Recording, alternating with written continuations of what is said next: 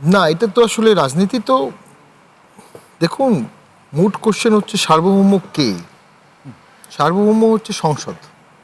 এটা একদম established philosophy, দর্শন, সংবিধান, অলিখিত সংবিধান, কনভেনশন, কাস্টমস সব কিছুর মধ্যে এটা আছে। সংসদের উপরে সার্বভৌম আর কিছু হয় না। হ্যাঁ, তার উপরে একটা জিনিস থাকে, দুই ধরনের কনস্টিটিউয়েন্ট পাওয়ার থাকে। একটা হচ্ছে প্রাইমারি কনস্টিটিউয়েন্ট পাওয়ার, যেটা ৭২ সালে বাংলাদেশে দেওয়া হয়েছিল, একটা সংবিধান হলো, গণপরিষদ হলো। আর এই আন্দোলনের পরে ঐক্যমত কমিশন বেশিরভাগ দলকে ডেকেছে, ৩০টা দলকে ডাকেনি, অনেকগুলো দলকে ডেকেছে। যে দলগুলোকে ডেকেছে সেখান থেকে পরে আবার কমিউনিস্ট পার্টি সেখান থেকে বের হয়ে গেছে, তারা কিন্তু না ভোট দিয়েছে। আবার যে দলগুলো ডেকেছে তার মধ্যে বিএনপি আবার এখন মুখে না বললেও প্রকাশ্যে কিন্তু ঠিক ঐক্যমত কমিশনের ওই প্রস্তাবনায় তারা এই মুহূর্তে রাজি না। তাহলে ঐক্যমত কমিশন ঐক্যমত কতটুকু আছে? বিএনপি রাজি না, আওয়ামী লীগ রাজি না, কমিউনিস্ট পার্টি রাজি না, জাতীয় পার্টি রাজি না। প্রসঙ্গ পরিবর্তন হয়ে গেল। আমি বলছি আমার আপনার সময় আমি বলি না, আমার সময় আপনি বলবেন না, দয়া করে। ওইটুকু ধৈর্য থাকতে হবে রাজনীতিতে। সো আরেকটা হচ্ছে সেকেন্ডারি কনস্টিটিউয়েন্ট পাওয়ার, সেটা হচ্ছে ঐক্যমত কমিশন বলেন বা বর্তমান সংসদের আছে সেকেন্ডারি কনস্টিটিউয়েন্ট পাওয়ার। তারা সংবিধানে বিভিন্ন অ্যামেন্ডমেন্ট করবে subject to constitution. Subject to constitution. Secondary constituent পাওয়ার কখনো ডিস্ট্রয় রিপ্লেস করতে পারবে না। এটা একদম ফান্ডামেন্টাল রাষ্ট্রতত্ত্বের বেসিক।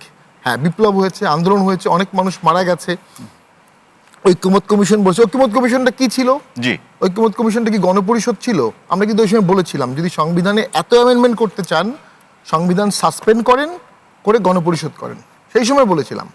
তখন কিন্তু কেউ গণপরিষদ করার সাহস ইউনুস গভর্নমেন্ট পায়নি, কারণ ইউনুস স্যার নিজেও খুব সাবধানী মানুষ, উনি ঝুঁকি নেননি। উনি সংবিধান সাসপেন্ড করে দিয়ে গণপরিষদ করতে পারতেন সেই সময়। তাহলে ওই গণপরিষদ হতো, ওই যে প্রাইমারি কনস্টিটিউয়েন্ট পাওয়ার অথরিটি হতো সেকেন্ড টাইম। বিভিন্ন বিপ্লবের পরে পেয়েছে না, ফরাসি বিপ্লবের পরে বা বিভিন্ন সময়। তো সেই সুযোগটা হারিয়ে ফেলার কারণে ঐক্যমত কমিশন হচ্ছে একটা commission by an executive order. তার সুপারিশের ভিত্তিতে যে অর্ডিন্যান্স করা হয়েছে, আমাকে একটু সময় দিলে আমি বলবো, এই অর্ডিন্যান্স দেওয়ার ক্ষমতা রাষ্ট্রপতির নাই, সংবিধানে নাই। তার ভিত্তিতে যে অর্ডার দেওয়া হয়েছে, সংবিধানের কোথাও প্রেসিডেন্টস অর্ডার নাই। প্রেসিডেন্ট অর্ডার কখন দেয়? যখন সংসদ থাকে না এবং সংবিধান থাকে না। যখন সংবিধান অর্ডার যা দিয়েছে সেটা সাংবিধানিকভাবে কি, তার অবস্থান কি? এটা স্ক্র্যাপ অফ পেপার। সংবিধানের কোথাও এটা লেজিটিমেসি নাই। রাষ্ট্রপতি তো লেজিসলেশন না। না, তাহলে যে সমস্ত ব্যাপারে তিনি অর্ডার দিয়েছেন, সাইন করেছেন, তিনটা পার্থক্য আছে। এগুলো হচ্ছে নরমাল অর্ডিন্যান্স, এগুলো উনি পারবেন। সংবিধান অ্যামেন্ডমেন্ট না করে যে অর্ডিন্যান্স, সেগুলো উনি পারবেন।